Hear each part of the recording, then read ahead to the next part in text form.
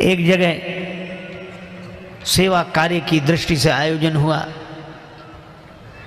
लोगों ने अपने मित्र से कहा कि तुम इतने धनी आदमी हो, दो कुछ। कहने लगा कि अब सब लोग दे रहे हैं तो हमारा देना जरूरी है क्या? अरे भाई, तो सब लोगों का अपनी करनी का फल मिलेगा, तुम भी तो कुछ कर लो। अच्छा तो ठीक है,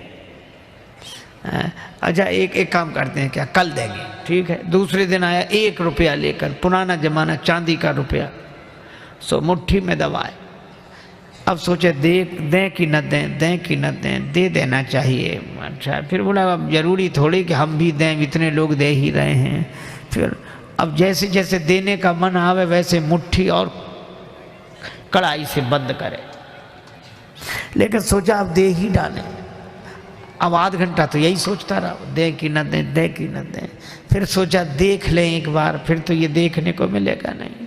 सो जैसे ही मुट्ठी खोली तो हाथ पसीज गया था, दिल तो नहीं पसीजा, हाथ पसीज गया, पसीना आया।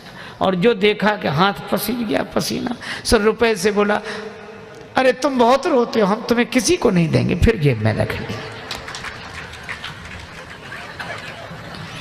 एक वे हैं जो छोड़ते नहीं। हाँ, मुझे एक संत कथा सुना रहे थे। एक सज्जन का नाम था दानचंद। गंगा जी से 12 किलोमीटर दूर उनका गांव था। दानचंद को भगवान ने संपन्नता तो दी थी, धन तो दिया था, लेकिन लोभी इतने थे कि लोगों ने व्यंग में ही उनका नाम दानचंद रख दिया था।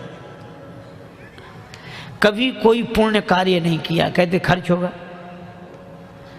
तो पत्नी ने कहा कि गंगा जी नहाया और 12 किलोमीटर दूर हैं, इसमें क्या खर्च हो रहा है, चले जाओ। सवारी की भी जरूरत नहीं, पैदल पैदल चले जाओ, पर गंगा जी तो नहा लो। ठीक है, बहुत का तो सोचा जीवन में एक बार गंगा जी नहा लें, क्या हर्ज है, 12 किलोमीटर दूर है गंगा जी, जा पैदल पैदल गया, खर्चा कौन करे सवारी।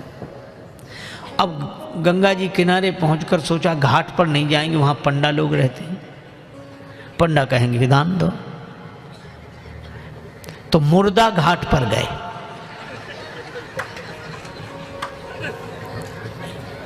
मुर्दा घाट तो खाली रहता, कभी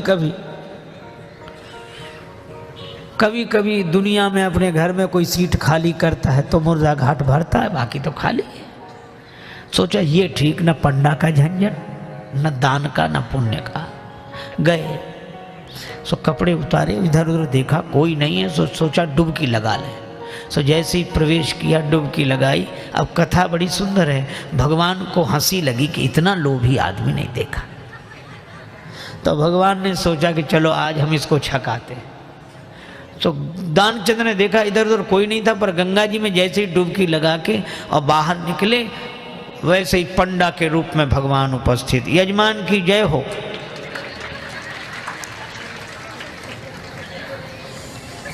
दानचंद बोले तुम कौन हो? भगवान ने कहा कि हम पंडा हैं, संतोषी ब्राह्मण हैं, इसी घाट पे पड़े रहते हैं। दानचंद बोले मुर्दा घाट भी नहीं छोड़ा। पंडा जी बोले हम संतोषी ब्राह्मण हैं और घाट पर तो और पंडा लोग रहते हैं, हम तो यहीं पड़े रहते हैं, और हमारे लिए कोई ना कोई आप जैसा यजमान आ जाता, 1-1 वर्ष तक का खाने पीने का इंतजाम कर देता है। दानचंद बोले 1-1 वर्ष इंतजाम? हम एक दिन का भी नहीं कर सकते, एक समय का भी नहीं। पंडा जी बोले कोई जबरदस्ती थोड़ा ही है, आपकी जैसी श्रद्धा हो, कुछ ना कुछ तो देना पड़ेगा। दानचंद बोले हमने आज तक नहीं दिया। पंडा जी बोले आज तो देना पड़ेगा। तब सोचा क्या करना, बोले उधार दे रहे हैं। उधार? हाँ। कितना? बस वो 1 धेला, उन दिनों चलता था 1 धेला, बस 1 पैसा। भगवान ने कहा चल दिया, तो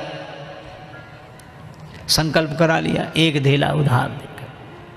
12 किलोमीटर गया, नहाया, फिर 12 किलोमीटर पैदल चलकर आया। शाम होने को आई, थका हुआ दानचंद बेचारा घर में भीतर सोने ही जा रहा था।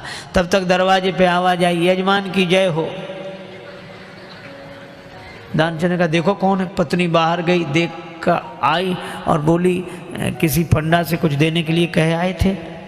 दानचंद जी बोले कहा था, बोले आ गए, बाहर आई हैं। दानचंद बोले आ गया वो? हाँ। दानचंद बोले कि कह दो कि अभी दानचंद बीमार हैं, 2-4 दिन बाद आना। पत्नी ने कहा कि वो तबीयत खराब हो गई, वो बीमार ज़्यादा हैं, आप 2-4 दिन बाद आना। पंडा जी बोले दान मिले चाहे ना मिले, पर हमारे संकल्प में वो हमारे यजमान बीमार हो, ऐसे संकट के समय यजमान को छोड़ना धर्म नहीं, हम भी यहीं रहेंगे जब तक वो स्वस्थ नहीं हो जाते, यहीं इंतजाम कर दो। आप तो सामग्री ला दो, हम तो बना लेंगे अपने हाथ से भोजन।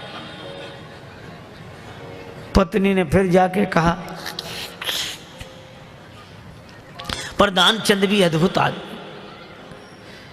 कहने लगा नहीं जा रहा ना, वो लोग कह रहे यहीं रहेंगे जब तक बीमार रहोगे। दानचंद बोला तो कह दो मर गए वो।